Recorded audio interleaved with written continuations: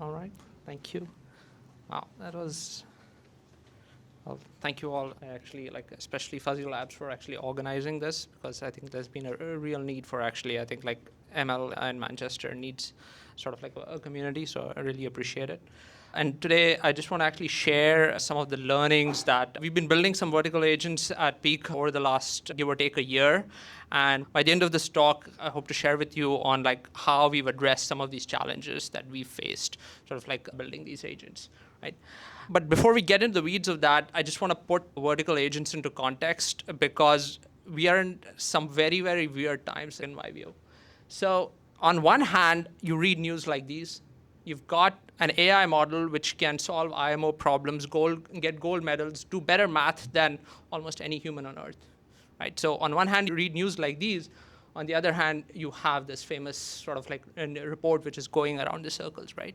So how do you square this, right? How is this possible simultaneously in this very same timeline, right? So the reason for that, I think, is that to answer that, I just want to take you all a little bit back in time because this is not the first time this has happened. I want to take you back to the second industrial revolution when we electrified the world, and this same situation happened there. So this is a graph of electrification of factories, of how work happened back then over time, and I just want to point out a few data points here. So 1882 is when the first electric power plant actually came online. The second one was actually down here in London. Edison set it up. 10 years later, the first practical induction motors actually became practical and possible after Tesla invented them. But 20 years later, 1912, just about a quarter of machine activity in factories was being run by electricity. 20 years later. So finally, when they managed to electrify the world, they needed to solve two problems. First of all, they needed to figure out how to attach motors to individual machines. That just wasn't the case. Initially, the motors were huge. And the second thing was they needed to reinvent how factories were organized, how they were laid out. They had to develop a new layout which was based around production line, and famously, the invention of the assembly line. They were completely different factories, and that took a while. These ideas need to be developed, need to be diffused, and so on. And I believe that with AI, we are in the same place. So a great deal of white-collar work today, right now, is essentially, in my view, it's we are running these interconnected workflows filled with complicated tasks which are interacting with each other. And if AI is to make a real impact, to be actually useful, we need to solve similar problems. What we need, I believe, are calling vertical agents, which are meant to do very specific tasks. They're situated within a workflow. And finally, we will need to reinvent the workflows around which we are doing, which are based around the relative strengths of AI and humans, which have very different strengths. I'm very interested in this topic. I've expanded upon this argument in an article, would be happy to talk about it. But I believe that this is one of the keys to actually making AI happen. But what this also tells us is why AI is not working today for most parts. And the reason for that is that most of this AI, the training data that it has, just doesn't have the domain-specific knowledge. It just doesn't have it. Your knowledge of how your org works, what its style policy is, what its brand policy is, that's not within its training data. So there's no way for it to do that job right. And that's why it's not working today for many companies. But of course, that also tells you if the answer of what to do is get the domain knowledge in, and then you're off to the races, right? So if you take nothing else away from that, that's probably the takeaway. After that, the rest of it is, in some sense, commentary. But we'll get a little bit more into the weeds of that. And by the way, this is why the two naive approaches that we, of course, also started out with and tried with didn't work. So you know what, the classic, take your data lake, put a vector DB on top, put an LLM, give it an instruction, and hope that, oh yeah, just do my job. So that didn't work. And of course, write a prompt, look at it, change the prompt, add one more tool, and you know what? It should be so smart, it should work out. That didn't work. Why? It's back to the same thing. It just doesn't have the knowledge, right? It just doesn't know about your org. How could you possibly expect it to do that? So of course, now that you actually know that this approach won't work, what you can do is put the knowledge in, right? And of course, where does the knowledge come from? It comes from the domain experts, just like Emily talked about, right? So of course, the prerequisite for that is that before you can do anything, you got to set up your eval system. And what we will talk more about is that the fact that now there are more levers that you can pull actually to put this context back in. So what you can do is you can actually change your knowledge base. You can change the data. You can change the retrieval system that you did. You can change how the control flow is managed. You know what? And you can change all of these things. So it's not just prompt. You've got more things in your toolbox that you can use to actually improve it. Okay? And we'll talk a little bit about that. So of course, this is a straw man. Imagine this is like whatever. I'm sure that there was somebody in 22 or 23 when it might have worked, or probably generated a million Medium posts and so on and so forth. But we tried this. It worked for a few weeks, but then it didn't, right? And of course, why didn't it work? Well, for two reasons. One is that retrieval wasn't invented in 22 or 23 or whenever it was. Information retrieval is a thing which has decades of experience behind it. So that's one. And two is, again, the way this data lake or the way VectorDB is set up is that, again, it doesn't know anything about the knowledge within your org. It doesn't know how your experts are actually thinking and organizing the knowledge. They usually have a mental model of how this knowledge is organized, when should they use which piece of knowledge is valued more or less, and again, task specific. It's not like, oh, one piece of knowledge is always important at every point in time. So if you do incorporate that, then we found that things actually did improve.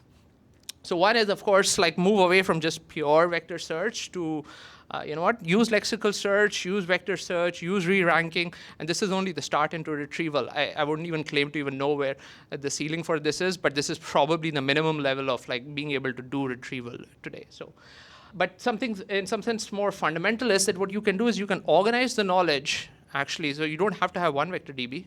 You can have many vector DBs. You can have many search indices, and you can organize them based on how your domain experts actually think about how they are using their database, their data right now. You can divide it up. You can actually rank it up based on contextual value to the task that you are trying to do. When you do that, and you can tell your retriever which pieces of search indices are which important at which time. So now when you infuse that piece of knowledge, suddenly your ability to task actually begins to go up quite a bit.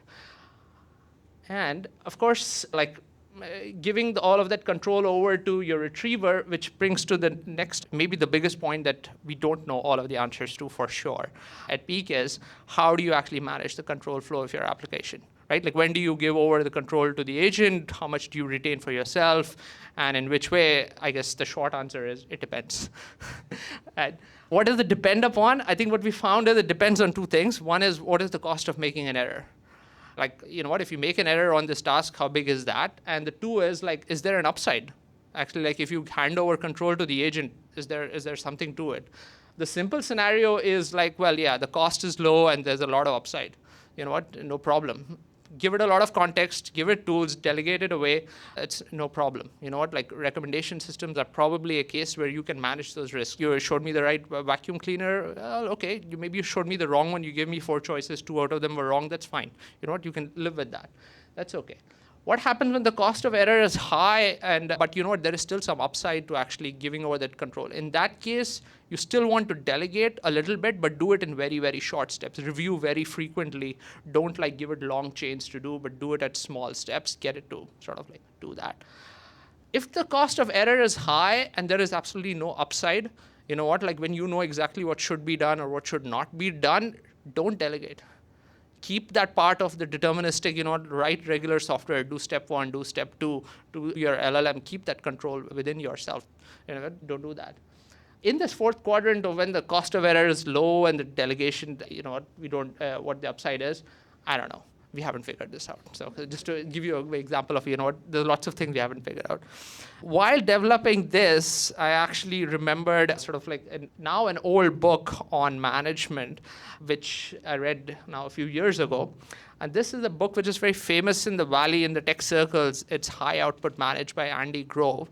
And it actually talks about a concept called task relevant maturity. And it says, like, how should you be as a manager?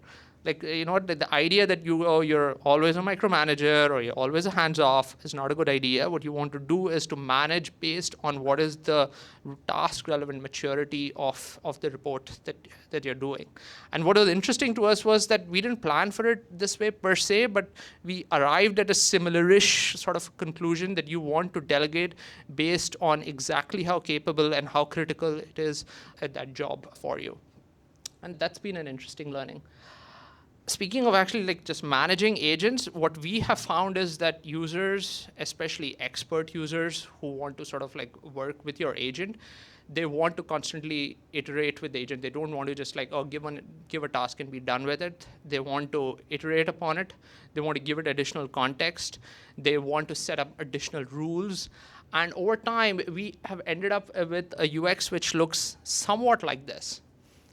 Okay, it has a place for a thing that they are trying to sort of get the task of set a task, get something out from the agent. They want to chat with it. They want to give rules to it. They want to give context to it. They want to give it feedback. And underneath, of course, is your LLM and your whole application underneath.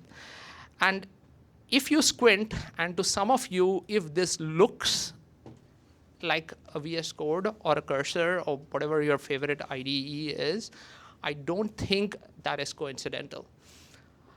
Without us actually planning for it and even doing that, our users are interacting and asking us for features and control which look like the kind of controls that my fellow DS are looking from their IDE, the same kind of programming instincts and same kind of almost like goal setting and controlling that they are looking for. So it's weird, but very interesting that they are looking for something which is more like an IDE to actually work sort of the medium of interacting with an agent. Because it is not a one-shot thing. It is a sort of like a back and forth. The more complex the job is, the more expertise that they actually need to get their work done. And that's been an interesting observation for us. And when you put all of these together, this is sort of like a high-level system design for an app which has worked more for us, which is like, of course, you've got your data, which is literally sitting in a cloud. It's got a collection of search indices. It's got a proper eval system around it. At the heart of it, of course, is your LLM and your tools associated with it, but it also has a bunch of software 1.0, just regular software, which is doing parts of the job. And you also have this workspace where you can interact with it. And then, of course, the instructions that you want to give to it. And this has worked out a lot better for the agents to actually achieve the task that they want to do and actually to make our sort of like our customers more productive in doing that on a day-to-day job. Right? But of course, as soon as you make the app, the world is not static, your customer needs are not static, the app needs different requirements, and your knowledge gets outdated. So what you want is a way to always be sort of like improving your knowledge base, sort of like improving your app. And LLMs can actually help you in that. Right? So remember this diagram that I showed that where, once you have actually set up an eval system, what you can do is you can actually use LLMs to continuously improve your knowledge base and your retriever. Remember, your retriever is essentially a ranked classifier. You've got a bunch of documents and you've got to find the relevant ones.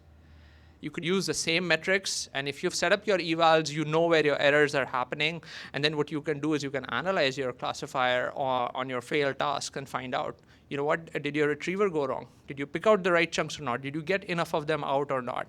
So you get to know that. And also what you can do is you can check the structure of your knowledge base. Actually, is the mental model of your expert still matching up with the things that they want to do?